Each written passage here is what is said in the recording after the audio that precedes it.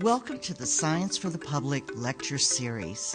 Science for the Public is an organization committed to bringing science information and issues to the general public. Visit our website for our program listings and blog.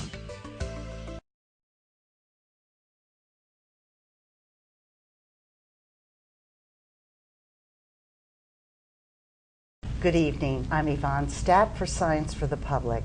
Welcome to tonight's public science presentation, Beyond the Genome, Epigenetics Revealed, with Dr. Mary Gehring. Dr. Gehring is a member of the Whitehead Institute for Biomedical Research and also an assistant professor of biology at the Massachusetts Institute of Technology. She received her PhD in plant biology from the University of California, Berkeley in 2005, and then was a postdoctoral researcher at the Fred Hutchinson Cancer Research Center until she joined the Whitehead Institute in 2010. In 2011, she was named the Cabot Career Development Professor by MIT. Dr. Gehring's research happens to represent one of the most exciting areas today in recent genetic science. As scientists have penetrated the genome, they've discovered that, in fact, there's much more to heredity than just our genes. Epigenetic phenomena contribute significantly to our ultimate development, as studies on twins have demonstrated. Dr. Gehring will tell us what epigenetics is and why it is so important in biology and medical research. She'll also explain the use of a modest plant called Arabidopsis thaliana as a model for studying the mechanisms of epigenetics. Now, although we understand that all Earth life is very much related, few of us would expect the commonality she's going to explain between mammals and Arabidopsis that make this plant an ideal model for the study of epigenetics. It's roughly analogous to the role of the fruit fly in earlier genetic studies. We are delighted that Dr. Gehring has agreed to reach out to the general public to discuss a very exciting area of modern science, and we're very honored to welcome her. Thank you very much for that introduction. It's great to be here this evening. Today I'm going to tell you about epigenetics, which many of you have probably heard this word before and may have been confused by it. So my talk tonight is titled Beyond the Gene, Epigenetics Revealed. On this first slide, this title slide, I'm showing an epigenetic phenomenon that was described in the early 1990s in Petunia. And you can see that all of these different forms here actually have the same genetic composition, but you have very, very different phenotypes in terms of how these flowers are patterned. And this is called epigenetic. Epigenetics has become very common in the popular press. There's been news magazines that have featured epigenetics. So I've put up two covers here from Time magazine and Der Spiegel. In 2010, both of these magazines had cover stories on epigenetics where they were explaining why DNA isn't your destiny or victory over the genes. And I think once a scientific subject enters the popular press like this, you really sort of know that this is something where there's a lot of interest and excitement. Now, I think many of the news articles you read may talk about epigenetics, and they may describe epigenetics in slightly different ways. And so tonight what I'd like to do is first define epigenetics so that we're all starting with a very clear definition. I'm going to talk about some examples of epigenetic phenomenon in plants and in animals. And then we'll touch a little bit on the molecular mechanisms of epigenetics. I'll tell you a little bit about my own research on epigenetics and gene imprinting in plants. And finally, I'll sort of end with a slide on what are the big questions in epigenetics and where does the research go from here for the future. Okay. So you're all probably familiar with genetics and the idea that the sequence of genes determine traits or how an organism looks. And so we know that genes are made up of the 4 DNA bases, A, T, C, and G. and each gene has a sequence of these bases. This gene encodes for an RNA, which will then make a protein that gives you the output of the genome. So here in this example, if we have a trait for a plant, the trait here I'm showing is flowering time. And this is just a normal wild-type plant. It flowers at a certain time, and there's a gene that we know controls this trait. So if we had a mutation in this gene, here I'm depicting a change from the base G to A, this could cause a change in the trait that is observed. So now this gene that controls flowering time is mutated, so you get a mutant phenotype where these plants are now late flowering. So we would describe this as genetic, and I'm just going to define that as heritable changes in traits that are caused by changes in the DNA sequence. But you might also see these same traits, this late flowering phenotype, as we call it, if you had two genes that looked totally normal. So let's say you had a situation where you looked at the sequence of these genes and you found that in both plants, the normal flowering plant and the late flowering plant, that they had the exact same sequence of A, T, Cs, and Gs. Yet this late flowering phenotype was heritable. So in that case, we would call that an epigenetic difference. So really, we define epigenetics often by the way it is different from genetics. So I'll define epigenetic as heritable changes in traits that are not caused by changes in the DNA sequence. And one really good way to remember what epigenetics means is to just look at the word and think about the derivation of the word with the prefix epi, meaning above. So what we're looking at really is a level of information above the level of the genes. So there are many epigenetic phenomena that have been described in plants, animals, even in bacteria. We find evidence of epigenetics, and so it's really epigenetic differences can really underlie key traits for an organism. So I'm showing you 3 examples here, where you have a plant that normally produces a flower that's bilaterally symmetrical, and in an epigenetic mutant, it produces a flower that has a much different pattern. It's radially symmetrical. The pigmentation of this corn here is due to an epigenetic difference. So this green plant and this purple plant have the exact same DNA sequence, yet you see very different traits. And again, here's an example for mammals with these mice. They have a gene that codes for the color of the coat, and in each case, the gene in these mice with very different phenotypes, very different coat colors, is exactly the same. Okay. So I want to get into a little bit of how this where this epigenetic information is contained within an organism. And one thing that's important to remember is we're all made up of a genome, which is our complete sequence of our DNA. And you're all probably familiar with the structure of DNA as a double helix. This DNA molecule isn't simply lying loose in the nucleus. It's a complex with proteins. And basically the reason that the DNA has to be complex with proteins is because there's really a space issue when you compare the amount of DNA with the size of the cell that it's packaged in. So if you took the human genome and you stretched it out from end to end, it would be approximately 2 meters.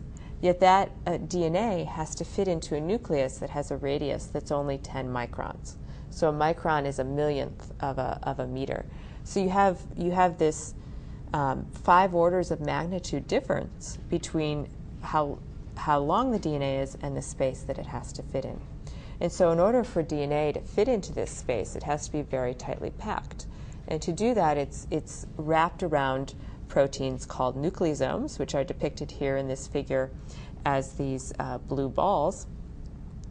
And so each nucleosome, the DNA will wrap around each of those nucleosomes about 2 times. And so in this way, you can start to compact the DNA. And then these nucleosomes can interact with one another to form higher order structures. So that for a condensed chromosome here, you have many arrays of nucleosomes packed very tightly together. Now, the way that DNA is packaged affects its accessibility. So if you have DNA that's very tightly packaged, this is less accessible to the cell. It's less easily read by the cell than if you have DNA that's more loosely packaged. And so all of this can affect how the DNA is read.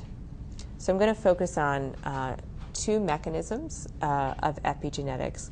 One, this DNA packaging, which I've described very briefly, and the other is chemical modifications to the DNA.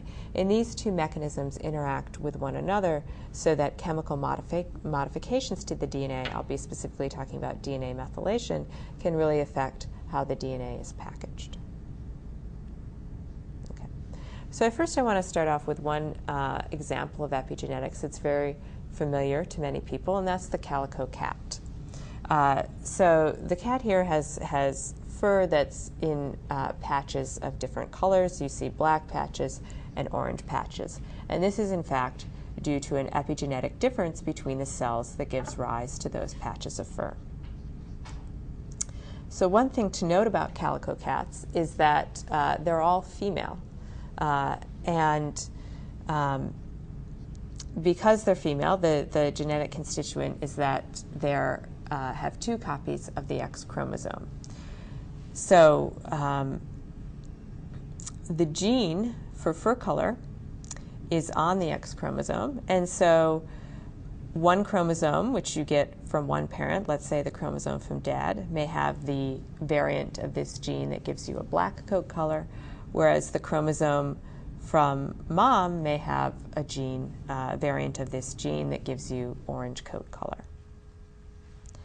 But what happens in females, in cats as well as in people, is that in each cell, only one of these X chromosomes is expressed. So what happens is that one X chromosome will randomly be chosen, so either the chromosome that came from mom or the chromosome that came from dad will randomly be chosen to be inactivated. So what you'll find if you look in a cell, you can see this just by looking at the nucleus of a human cell, is that one of the X chromosomes will be in a very condensed state. So the DNA will be very tightly packaged with those proteins. And because the DNA is in a very condensed state, that DNA can't be accessed by the cellular machinery, so the genes that are on that particular chromosome that's inactivated are not expressed. And so what you have in these patches of different colored fur is that in the example I've shown here, where the orange copy of the gene was on the chromosome from mom, where you see an orange patch of fur, that means that it's the X chromosome from mom that is still active, and the X chromosome from dad is compacted and silent. And so even though these cells have the exact same genetic makeup, they have the same genes, those genes are being expressed in very different ways. So the black fur here indicates that in these cells, it was dad's X chromosome that is expressed, and mom's that was compacted and silent. Okay. So that's really all I'm going to say about packaging of the DNA and how that affects the output of the genome. What I'm going to focus on for most of the talk is the impact of a chemical modification of DNA, and that's a modification called DNA methylation. So cytosine, which is one of the 4 DNA bases, which I'm showing the structure here, it can be modified by enzymes called DNA methyltransferases. And what those enzymes do is they take a methyl group, which is simply a carbon surrounded by 3 hydrogens, and they attach it to the cytosine base. And that forms a DNA base called 5-methylcytosine. These methyltransferase enzymes are conserved through pretty much all kingdoms of life. So you find homologous DNA methyltransferases in plants, animals, and fungi. And in general, wherever you find this modified cytosine in the DNA, this modified base, that DNA tends to not be read by the cell. So the addition of methyl groups to the DNA makes the DNA, in many cases, silent. And we'll talk a little bit more about how that actually occurs. So this cytosine DNA methylation, as I alluded to, is really widespread throughout life. So it was first discovered around 1925, and then when people were isolating DNA from different organisms in the 50s, they were interested in seeing what the components of the DNA were in terms of the four bases, A, T, C, and G. And what they found is that many of the C's, the cytosines, were actually modified by methyl groups constituting 5-methylcytosine. So I've just listed here in different classes of organisms the amount of 5-methylcytosine that you find in the DNA. And so you have a significant portion of the DNA in animals that is 5-methylcytosine, and even more in plants, as shown here. You can have up to 30% of the cytosines being methylated. That's because whereas in mammals, cytosine methylation is restricted to a specific sequence context. If you have a C followed by a G in the DNA sequence, in plants we see methylcytosine in really all sequence contexts.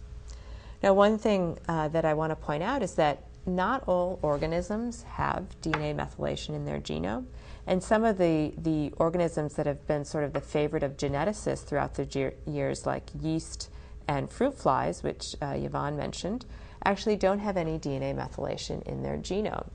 And so certainly the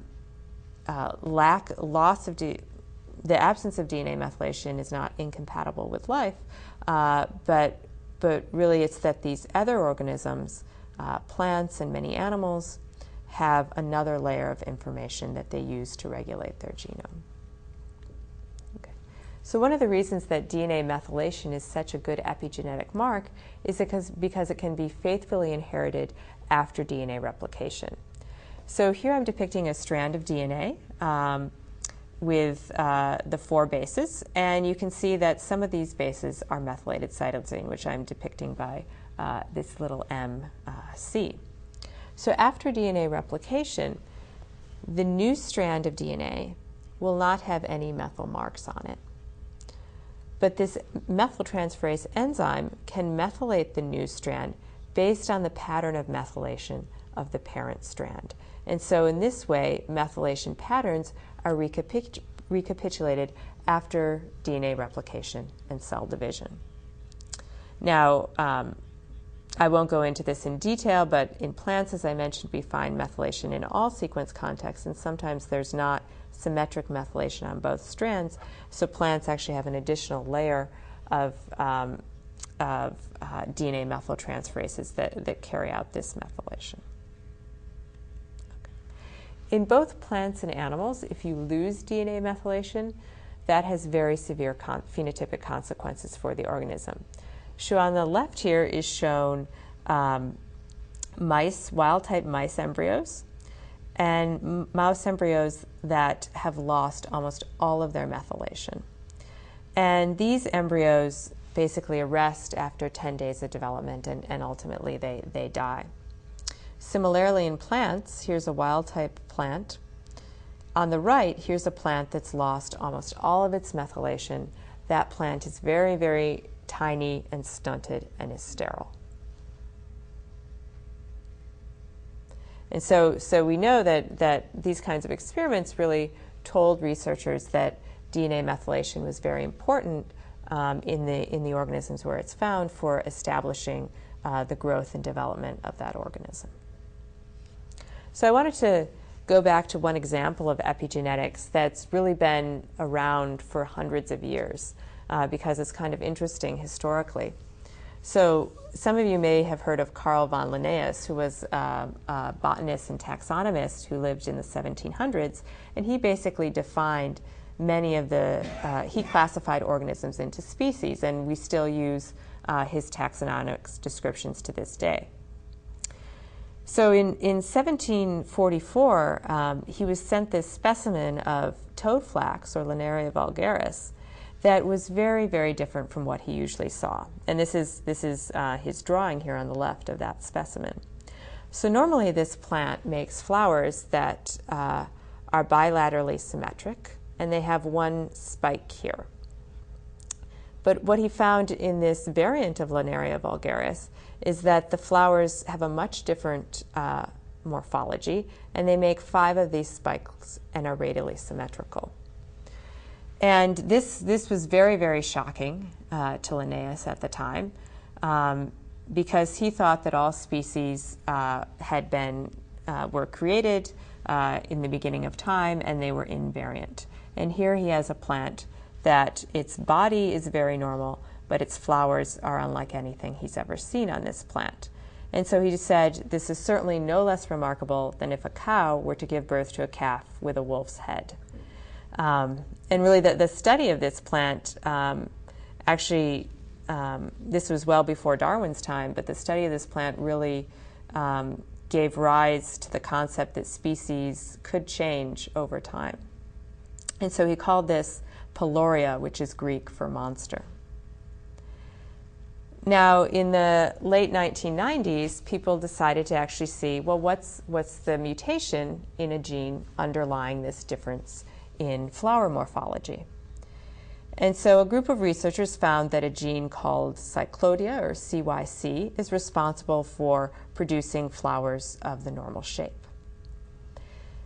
And so they expected in the Peloria mutant, in this radially symmetric flower, that the gene would be mutated. But they sequenced the entire gene and didn't find any differences in the DNA base pairs. What they found was actually there was an epi mutation, that this cyclodia gene had become methylated, so that the sequences 5' of a gene, or the sequences upstream of a gene that control its expression, were very heavily methylated, and this gene was off. And so now, even though this plant with a very different morphology has a gene that's perfectly normal in sequence, it's not being expressed because of this methylation. Now, one interesting thing that has been found about this Peloria mutant is that you'll have a plant that has these strange-looking flowers that are radially symmetrical, but occasionally there'll be a branch that makes completely normal-looking flowers. And what this really highlights is that although epimutations are heritable, they're also much less stable than genetic mutations, and you can occasionally have reversion of an epiphenotype. And this really comes down to how well this DNA methylation system is maintained. So if you think about copying the DNA, the enzymes that copy DNA after replication have a very high fidelity rate, so they'll only make a mistake once every 100 million bases. But the methyltransferase enzymes that copy the DNA methylation patterns have a much lower fidelity. And so there's an error in copying methylation patterns around 1 every 25 methyl sites. Most of the time, this may not have much of an impact because methylated sites are really clustered together. And so if you lose one, it might be okay.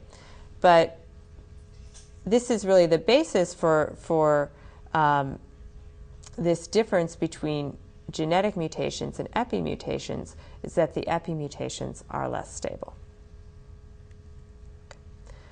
So I mentioned that this cyclodia gene methylation accumulated in the upstream regulatory sequences, so the sequence that control whether the gene is on or off. And so why is this methylation in these regions really inhibitory to gene expression or transcription? So there's been a couple mechanisms that have been identified, and this is actually still very much an area of active research. So one idea is that methylation in regulatory sequences simply blocks transcription factors from binding the DNA. So transcription factors are genes that control another gene's expression. Another mechanism for this effect is through proteins that actually bind the methylated DNA. So in both plants and animals, there's a class of proteins called methyl-binding proteins that specifically recognize the cytosine methylated base. They can bind that, and then recruit other proteins, some of which have repressive functions. And so in that way, the gene is not expressed. And finally, a third way gets back to the interaction between cytosine methylation and the packaging of the DNA. And it's been shown that these DNA methyltransferases can recruit other enzymes to the DNA that actually modify the nucleosomes, those proteins that DNA is wrapped around, in such a way that the DNA becomes more tightly compacted. So there's this very nice feedback actually between the chemical modifications to the DNA, the methylation, and how tightly the genome is packaged in nucleosome proteins. So a lot of things you may read in the popular press about epigenetics suggests that if you eat something, it can change your epigenome. Your diet can change your epigenome and affect the progeny, your children's progeny, etc. Now, personally, I think that probably this isn't something that we have to worry about too much, because actually mammals have a very efficient epigenetic resetting cycle during their development. So during mammalian development, as germ cells, the egg and the sperm, are being formed, the methylation of those cells is erased, and that's depicted in this diagram here. If you look, just pay attention here to the blue and the red lines, which depicts DNA from the maternal parent and the paternal parent. As egg and sperm are being formed, these cells lose methylation, and then methylation patterns are reset. Now, immediately after fertilization, after the egg and sperm combine, there's another resetting of methylation, and it's thought that this really brings the two genomes, the genome from the mom and the genome from the dad, down to the same epigenetic state. So it's sort of the tabula rasa of the epigenome, and this methylation is reprogrammed so that now, as an embryo develops and you're differentiating different cell types, these marks are then reset. So really down here in these troughs of methylation, the cells are thought to have the potential to become any cell type. And this is actually, this methylation resetting that happens during the mammalian life cycle actually has a lot of implications for things like the development of stem cells and for cloning. So it's known that the human egg and eggs from many other mammals really have an amazing capacity to reprogram cells, one aspect of which is removing methylation. So I'm just highlighting here really how the first cloning experiment that was ever done worked, where basically what you can do is you can take an egg cell, which has its DNA in a nucleus, and take a differentiated cell. In this case, it was a mammary gland cell. Remove the egg's DNA, so you remove its nucleus, and then put in the nucleus from a differentiated cell. Fuse those together, induce this cell to divide, implant it in a surrogate, and what you get is a cloned animal. So in this case, Dolly the sheep, which is the first mammal that was cloned, and this was published on in 1997. And so one area of research that is really exciting is actually trying to figure out what is this egg doing such that it can reprogram all the methylation in the genome, so it can erase all the marks that accumulated through the life cycle of this organism, so that now this nucleus doesn't remember that it came from a mammary gland, and this allows you to develop an entirely new organism from a differentiated cell. So now I just want to turn, after talking about those few examples in plants and animals, I want to talk a little bit more about my own research on epigenetics in plants. So why are we studying epigenetics in plants? There's really a lot of good reasons. Many of the epigenetic phenomenon were first described in plants. So I showed you that Peloria mutant that was described in 1744. Of course, they didn't know it was epigenetics then. They didn't even know what a gene was. But really, there's a really long history of epigenetic phenomenon in plants. And so we have a lot of different phenotypes and material to work with. One other key point, is that most of the epigenetic machinery is shared between plants and animals. So those DNA methyltransferase enzymes that put methylation on the DNA, it's a homologous enzyme between plants and animals. So basically, the last common ancestor of plants and animals shared this enzyme. Many of the other epigenetic modification enzymes, like proteins that modify nucleosomes, are also shared between plants and animals. So a lot of the information that we find from working in plants can actually be directly applied to mammalian systems. Another key point is that many agriculturally important traits are actually influenced by epigenetics. One of these, which I've mentioned here, is flowering after cold exposure. So many of you who have a garden might know that there are some plants that you plant in the fall, and then they overwinter and flower in the spring. And these plants actually have a mechanism of counting, a quantitative mechanism of counting the days of cold they've been exposed to, so that they'll only flower after a certain length of cold. So this is really important for plants, because if you want to be able to distinguish a cold snap from a winter, because if you flowered after a cold snap, it could be very deleterious, because now you're producing progeny in winter. And so this mechanism of counting the amount of cold that a plant has been exposed to is actually epigenetic, and is a very exciting area of research. So this is important for garden plants, but it's also very important for agriculture. For example, winter wheat you plant in the fall and then harvest in the spring. Okay. So the plant that I work on, and that pretty much all plant biologists work on, or many, is called Arabidopsis thaliana. And this picture here I took right near the MIT campus. This is Arabidopsis in its natural habitat.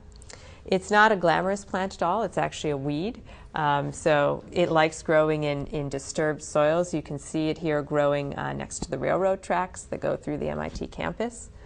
But it's really the workhorse for plant biologists for a number of reasons. So I brought a couple of examples here. So this is Arabidopsis thaliana that I have growing back in our greenhouse at the Whitehead. And as you can see, it's a very small plant. These plants, first it grows as a rosette where it makes many leaves. And then eventually, after about 4 weeks, it'll send up a bolt and flower. So that's what this is.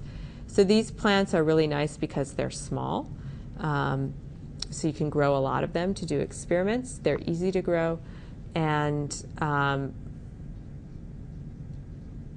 really the most important thing is that we know the entire sequence of the genome of this plant, and we have a lot of different genetic tools.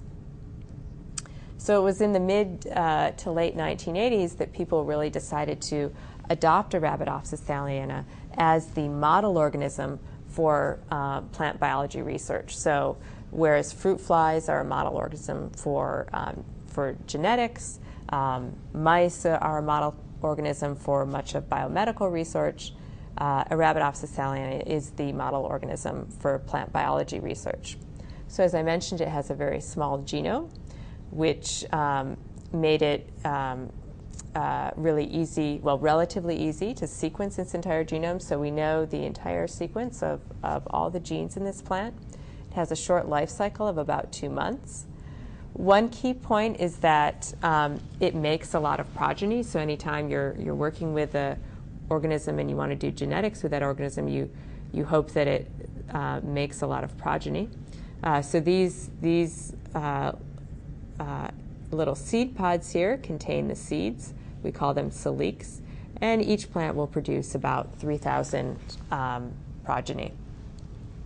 Arabidopsis thaliana is also distributed worldwide, And so there's a lot of genetic diversity in the species, and also a lot of epigenetic diversity we're finding. And so you can use natural variants of this species that are found, it's found really from Sweden down to the Cape Verde Islands off the coast of Africa. You can use the diversity that's present within the species to do experiments. Another feature that makes Arabidopsis very nice is that you can very easily transform it with foreign DNA. So you can take these plants and put in whatever piece of DNA you want if you want to test something about that piece of DNA. Okay. So the epigenetic process that I work on is called gene imprinting. And this describes a situation where alleles of a gene are expressed differently depending on whether they're inherited from the male or the female parent. This is a phenomenon that, interestingly, is found in two classes of organisms, in mammals, like us, and in flowering plants, like Arabidopsis. So imprinting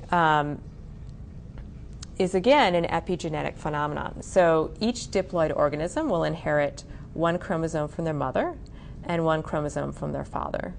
And the expectation for these genes is they should be expressed similarly without regard to where they came from. But for an imprinted gene, so in this example here, gene B, one copy is expressed and one copy is silent. So whereas with X inactivation we were talking about the entire X chromosome, one being silent, here we're really now down at the level of the differences between individual genes on chromosomes. And this is really an epigenetic phenomenon because you have two copies of a gene, one from mom, one from dad. They reside together in the same cell, in the same nucleus, yet one is expressed and one is silent. So imprinting is really important both in flowering plants and in mammals for a number of reasons. There's several human diseases that have been identified that are associated with loss of imprinting or mutations in imprinted genes. I've listed a few of them here: Prader-Willi syndrome and Engelmann syndrome. And these can actually have very severe consequences for the people that have inherited these diseases. Now, one thing that's been noted for imprinted genes of both plants and animals is that many imprinted genes are differentially methylated depending on whether they came from the mom or the dad. So in my little example here, gene B, the copy that is not expressed might be methylated, whereas the copy that is expressed, it does not have methylation. So in plants, imprinting occurs in a tissue called the endosperm, which I'll briefly introduce to you. So you can think of the endosperm as basically like a placenta. In this picture here of a seed, this is an Arabidopsis seed. It's stained with a dye so that you can see the different components. It's surrounded by a maternal seed coat. And inside is a little developing embryo. This embryo is about 3 or 4 days old. And surrounding it is endosperm tissue. And basically the function of the endosperm is to serve as a conduit for the transfer of nutrients from the maternal parent into the seed. And so there's a lot of sugars that are moving from mom into this endosperm. And then the endosperm supports the embryo during its growth and development. The embryo gets nutrients from the endosperm, and in a Arabidopsis seed, ultimately, the embryo will almost completely consume the endosperm. So imprinting appears to take place in this very particular tissue in plants. And again, some of the imprinted genes that we know about are absolutely essential for proper endosperm development. So I'll just mention one of these. This is a gene called MEA, or Medea is its full name.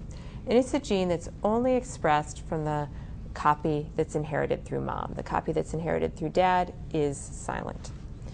So what's shown here is, so here on the top is just wild type or normal seeds developing in a Arabidopsis seed pod. But here is the results of a genetic cross. If you take a plant that's heterozygous for a mutated Medea gene, so in Arabidopsis, we always write normal wild type genes in capital letters and mutated genes in lowercase. So if we take a plant that has one mutant copy of this gene and cross it to a wild-type male, we see a very different phenotype. So half of the seeds look normal, so they got a normal copy from mom and a normal copy from dad. But the other half of the seeds show this endosperm overproliferation and ultimately seed death trait. And so these seeds inherited a mutant copy from mom and a wild-type copy from dad. So when people were first describing this mutation, it was very confusing. You have a wild copy, a normal copy of the gene from dad. How come these seeds are still showing this trait? And what it comes down to is that this copy from dad, even though it's perfectly normal, the sequence is perfectly fine, this gene is not expressed. And so the trait of the seed really depends only on what comes through mom. Okay. Now, this may be the first time that you've heard the word endosperm. Even many biologists aren't familiar with what endosperm is. But I want to point out that this is actually a really, really important tissue. And it serves as the foundation of our diet. It's been estimated that 50% of the world's calories actually come from endosperm. And so where does that come from? That primarily comes from rice, from wheat, and from corn. So a white rice grain is 100% endosperm. So we absolutely depend on endosperm. Without endosperm, we wouldn't exist. Even, this is kind of a fun example that I point out, even coconut is actually endosperm. So a coconut is a big seed, and inside is a very little embryo, but most of the meat in a coconut is actually endosperm. And the coconut milk in the middle is endosperm that is uncellular, that never underwent cellularization. Okay. So I just really briefly want to mention where endosperm comes from, because it's important to understand where it comes from in order to understand the process of gene imprinting. So like the embryo, the endosperm is a product of fertilization. Plants do fertilization a little bit differently from animals. So they make eggs and sperm, but in addition to eggs and sperm, they make another gamete, a female gamete, and this is a cell called the central cell. So both of these female gametes, the egg and the central cell, get fertilized. So an embryo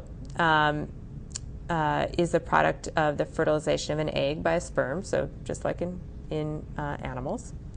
The endosperm is a product of fertilization of this central cell with one of the sperm. So the embryo and endosperm are actually genetically identical. They're from the same fertilization event, and they're developing together within the same seed. But they have a very, very different epigenetic fate. Okay. So I'm going to show you a little bit of data from my own work.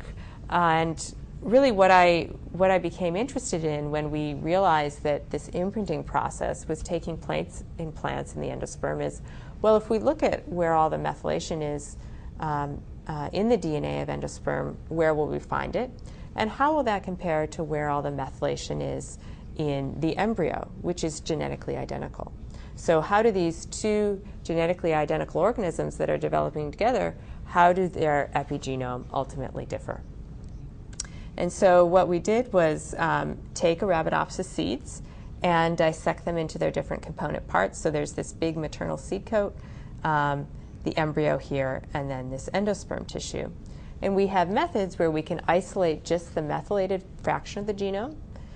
We have an antibody to methylation, so this antibody specifically binds methylcytosine, and we can use that to pull down that methylated DNA and sequence it and see what's there. So in that way, we can basically make a map of the genome where we found where all these methylated cytosines are.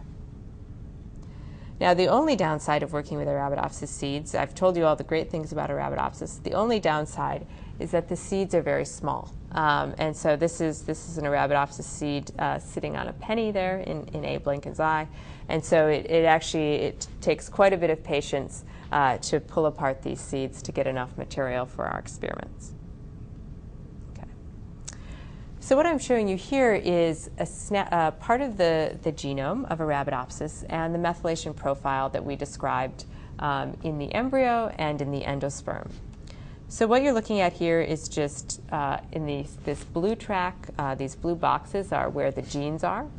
So we're looking at about 10 genes here. And these two profiles in blue and in pink are the methylation profiles in the embryo and in the endosperm. So wherever you see a taller peak, that means there's more methylation there. And as the peak gets smaller, that's less methylation. So you can see that these two different tissues, embryo and endosperm, have very, very similar methylation profiles. You can see a lot of peaks that look like they're in common. But we can find regions of the genome where there's very clear differences, where these differentially methylated regions. So you can see in this example, there's a big peak of methylation near this gene in the embryo, and it's lost in the endosperm. So we've done a lot of work on trying to figure out where exactly these are, what types of sequences they represent, and what the functional consequence of this is.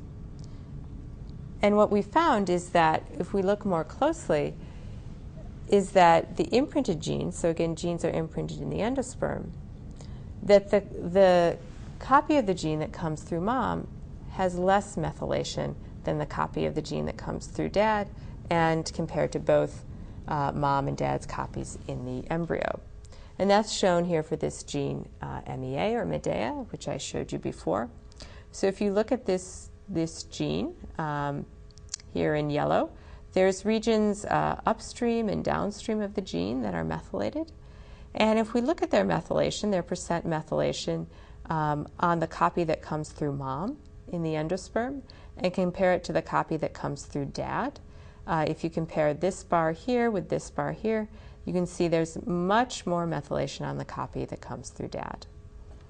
But in the embryo, where this gene is not imprinted, you can see both mom and dad's copy have very similar levels of DNA methylation. So what we've found actually goes back to when the gametes that give rise to these different tissues are being established. So we've found that in this central cell, which is the female gamete, that's the progenitor of the endosperm, there's an enzyme, a DNA demethylase enzyme, that's expressed only in this cell, but it's not expressed in the egg cell, and it's not expressed in the sperm cells. And what this does is it establishes an epigenetic asymmetry among the gametes. So this gene is expressed specifically in the central cell, where it removes methylation from imprinted genes, so that now in the endosperm you have this asymmetry established, where the maternal copy in the endosperm is less methylated than the paternal copy.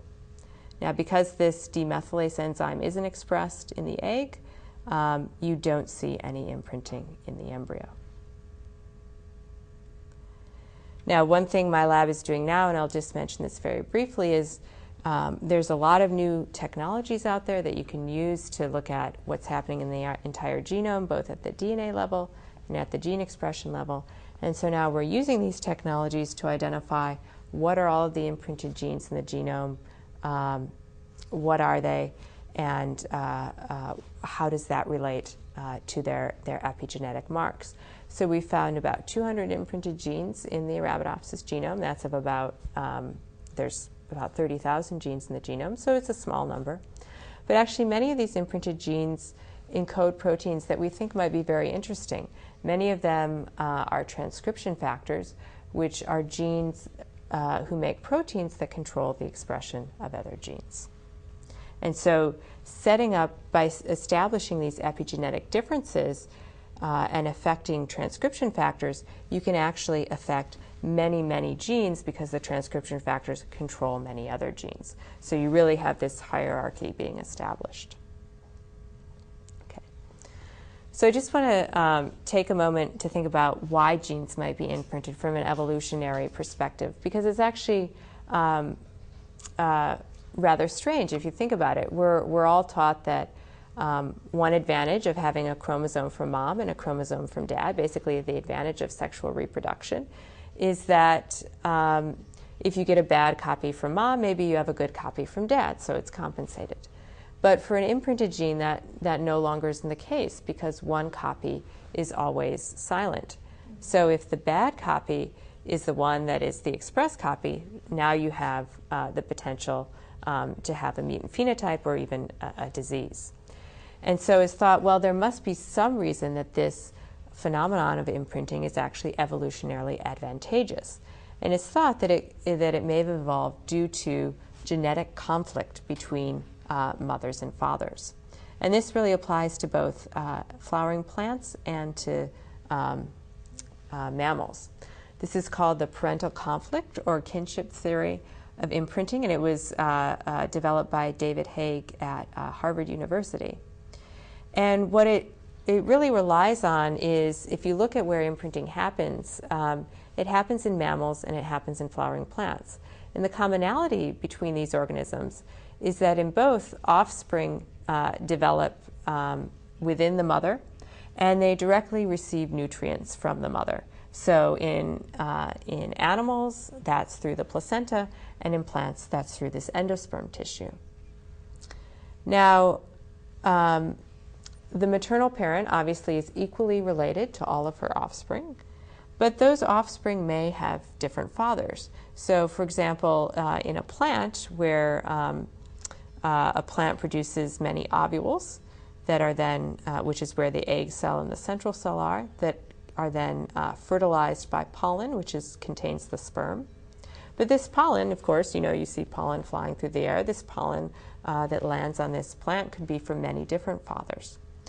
And so it's in the interest of the father's genome to get as many resources from the mom through the endosperm or through the placenta as possible for his particular offspring.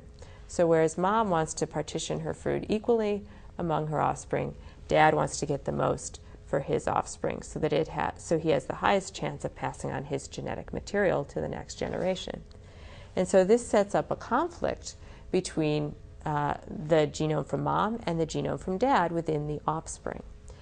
And so it's thought that this might be one of the reasons for gene imprinting, that really these genes are sort of at war with each other. And the prediction from this theory is that genes that promote nutrient transfer from mom to the offspring will be expressed from dad's genome, but genes that do the opposite will be expressed from mom's genome. And actually, if you look at many of the imprinted genes in mammals, this really seems to be the case.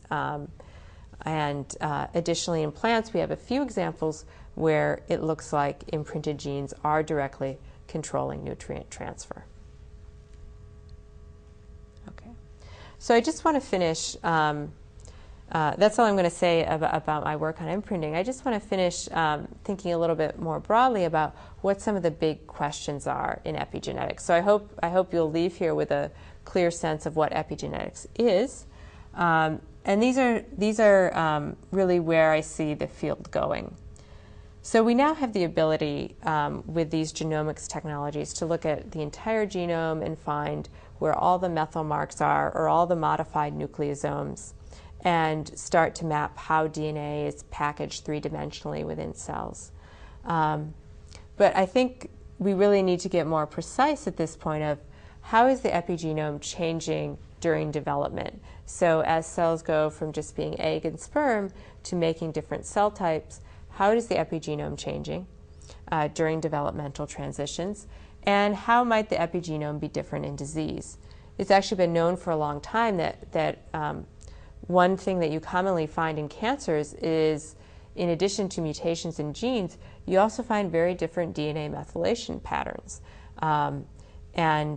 Genes that would normally suppress the growth of tumors get methylated and are now silent. And so actually there's a large effort to develop cancer drugs to treat cancer based on drugs that can modulate the epigenome. I think one really exciting question now is whether or not the epigenome records environmental information, whether the environment impacts the epigenome. For plants, it's certainly the case that it does, because we know for this process I describe of plants sensing winter, we know that is an epigenetic effect, and plants really can count how many days it's been cold. What's less clear is whether or not environmental information could be passed on to progeny. This is something that could potentially be very important for a plant. So a plant, unlike an animal, it's always stuck in its environment. It cannot move, and everything that, so sensing the environment is very important to a plant. And so it may be that environmental information may be recorded in the epigenome and then passed on to future generations that would grow up in the same region. Now, it's I described in mammals there's this epigenetic resetting cycle where all the methylation marks are removed and then reset during embryogenesis. But in plants, that doesn't appear to be the case. There doesn't appear to be this really large-scale resetting in the embryo. And so I think this is really one exciting area of future research as to whether or not environmental inputs can impact the information that gets passed on to future generations. And finally, the last big question is really, can we engineer the epigenome? For example, in terms of treating diseases or engineering traits in plants, like making plants with bigger seeds, with more endosperm. Can we engineer the epigenome really to develop new traits? And I think that's going to be very challenging to engineer the epigenome in a very directed way, but it's something that could potentially be very exciting. So with that, I think I'll end there, and I'm happy to answer any questions that any of you have about epigenetics or the specifics of the talk.